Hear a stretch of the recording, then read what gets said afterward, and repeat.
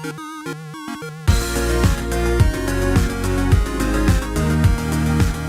everyone, welcome back to another Anime Kingdom reviews. See by title below, yes, this is on episode 6 of Seiren. And how do I feel about this episode? Yeah, I'm not gonna sugarcoat it. I was disappointed. This episode, in my opinion, is boring, and this arc is not looking anything good at all. It looks even worse than the last arc, in my opinion. Sure, we haven't hit the threshold of where the romance should be, and it looks like there's a potential of something like a bunch of blushing kind of moments in the third episode from the preview, so I'm not gonna assume anything completely yet.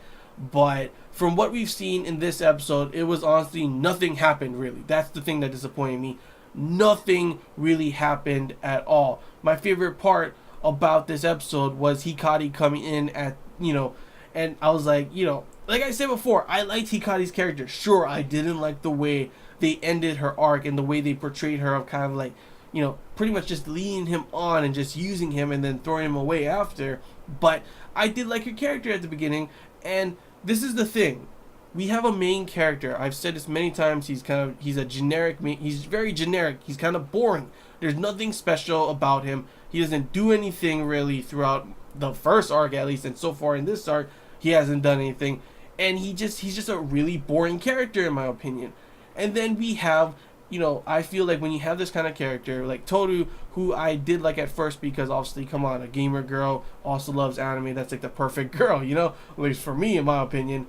But I feel that a character like her needs someone special, like someone outgoing, and like, he's not just our generic main character to bring her, bring some, a different side of them out. Also, like you saw, it could have been a lot better because Hikari was that. She was like very outgoing, very just explosive. She took him out of his, normal, his inner shell, kind of, he took him out of his shell. I don't know what I'm talking about at that point.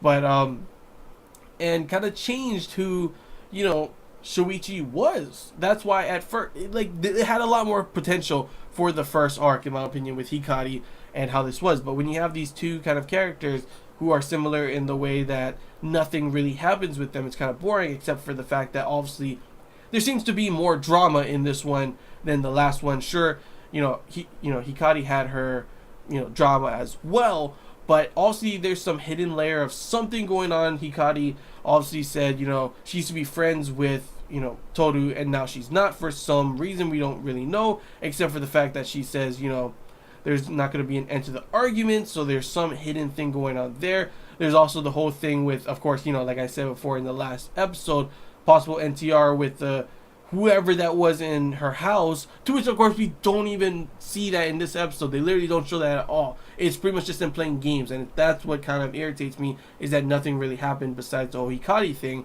The best part was that part because it, brought some layer of drama into this, some layer of something happening into this episode, the whole thing with that.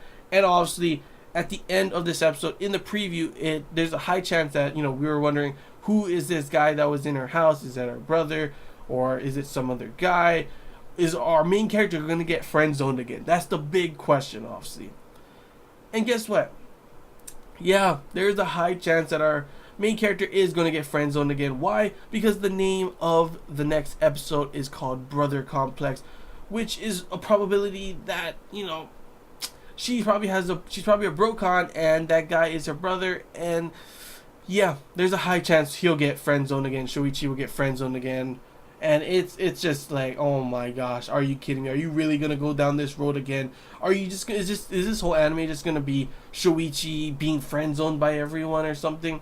I know some people are like, oh, maybe they'll give a second season or something like that. And like, honestly, I don't want a second season at this point, how everything is going. Like, there's no way to do a continuation of the first arc with Hikari, because they ended it with a time skip already. They showed them that they talked about how they didn't have any connections after like that and everything. They haven't seen each other for how long, haven't kept in contact, and all of a sudden, oh, so it's you that's working here and everything. And that's like a little bit of a an ending, that like open ending, like, oh, maybe they got together after that, but that's about it. And they're not gonna do show something from all the way over there already. I don't think so. Maybe it's possibly, but I honestly, the whole time skip thing just completely shut the door, in my opinion.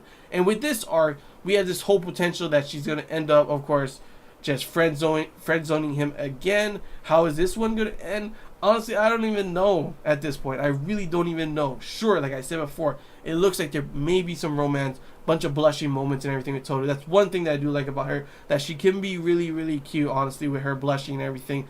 But a lot of the times, nothing really happens. We have our main character who also has some pretty damn, he has fetishes for sure. The first arc he had fetishes, this one he has fetishes. He has some fantasies all the time that he shows, like obviously kind of like her dominating him with a gun and everything in the classroom, like if you don't solve this problem I'm gonna blah blah blah. And it's like, oh, okay. And this is where I don't like either, is that in Amagami, Juichi was a lot more open to doing these kind of things. That he had fetishes, and there's things that happened obviously in that one instead. A lot more romance in that one, a lot more of everything in that one. Our main character was more interesting. He actually had a backstory of something that happened to him before that drives the story. While this one, our main character, in the first arc at least, he had something kind of in the fact that obviously he, didn't know what he was going to do with his life. He didn't know what he was going to do after school. That's why he wanted to, change that, and he went to that whole study thing, whatever it was. This one, it's worse because he has nothing. It's just him and his friends playing games, and then all of a sudden, oh, this new girl arrives, and hey, I'll play with you all the time. He's literally just following her around. Of course, she says, yeah, be my partner and everything. It's different when it's with you, but it's not really shown any full-blown romance. It's been more of awkwardness kind of thing, where he says something and she's like, oh, okay, and she's maybe embarrassed a little or something like that. But I don't feel the romance at all in this, and if they're just unless they're gonna like blow it up in the third one, which is a possibility, then I don't know what's going to happen. And that's always in the back of my head, on the fact that who the hell is that other guy, and the whole thing with the title of the next episode being Brother Complex.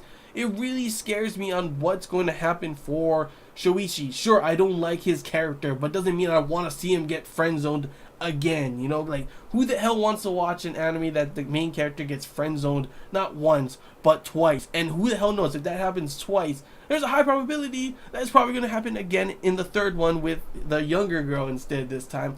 And it's going to be like, oh, this show is about how a guy gets friend-zoned by a girl his age, a girl 1 year older than him, and a girl 1 year younger, in all different types of ways. It's like, it's really just honestly like, some of you might be like, man, you're kind of critiquing it a little too hard maybe, and blah blah blah, if you look at it this way. But here, I want you to see that there are a lot of people I've already seen in the forums that obviously they don't like the main character, they don't like how this is going so far, and for all these reasons, and they are disappointed as well. Well, picture this. I love Amagami. If you've watched Amagami and you see this, it's not like a direct sequel, but it obviously has the same universe and everything. Same, characters are connected in certain ways with other characters from Amagami, and it's pretty much the same format and everything. You watch Amagami, you absolutely love it, and then you come to this, and it's just like, it literally doesn't even meet close to the expectations I had. Sure, that may mean you think, well, you just have high expectations because of how good Amagami was. Yeah, okay, but I don't even feel that this is average, on how it is. I feel that this is where Amagami is like way above. You can't even see my hand at this point, right? And then, like, even if it was like here, average, like that, I'd be okay with that. Okay, you don't see it because it's that low. Yeah. That's how I feel about how Seiren has gone so far. The first arc, they completely ruined. It could have been probably the best arc in my opinion so far after seeing how this arc is. And it honestly just scares me to see how the path of everything that happens in this episode is going on to happen in the next episode. Because literally, it gives you some hope that there's some type of romance there, but it's always going to be in the back of your head that there's a high chance he's going to get friend-zoned again. Something along those lines. And like I said, the characters and everything that happens in this one is pretty damn boring, besides the whole part with Hikari, and maybe of course the whole part with the disciplinary committee, Kamazaki, Risa's sister. That's another thing. Please, if you're gonna do something, like, one thing I did love is how, like, I think, I don't know if I said it already, but in when they were talking to his friends and everything, equal them, and they were talking about why the disciplinary committee was a lot more stricter. They pretty much showed talking about some couple doing something in the watershed. Guess what that's from? I'm not going to spoil anything about what happened in that watershed because you should definitely go and watch it. But that's from Amagami.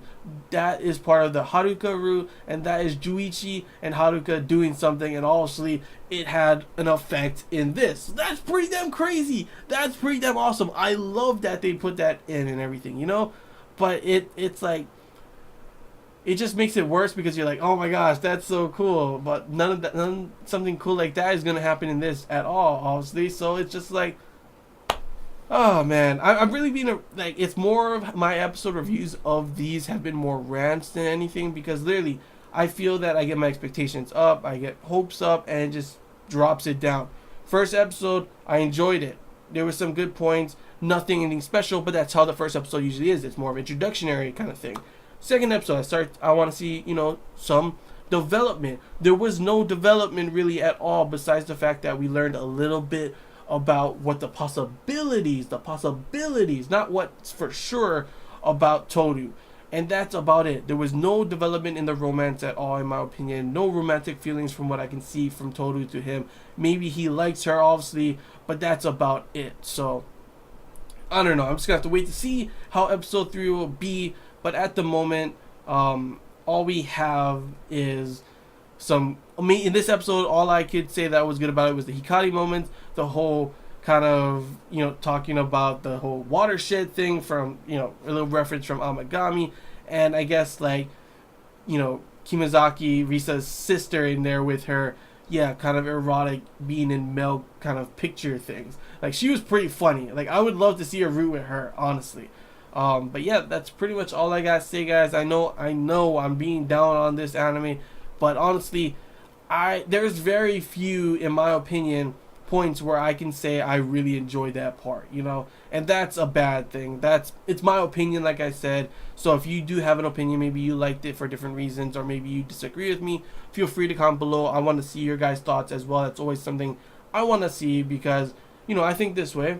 I put this out so you guys can see. I want to know how you guys think as well. So yeah, feel free to comment below if you guys have any questions. If I missed anything and you want to talk about as well, comment below. And if you want to put your opinion on anything that happened in this episode, or how you feel about the series overall, and how you feel about how the arc's going to end and go on, feel free to comment below. I want to hear what you guys think as well. But yeah, if you did enjoy, don't forget to like. If you haven't already, feel free to subscribe for more content.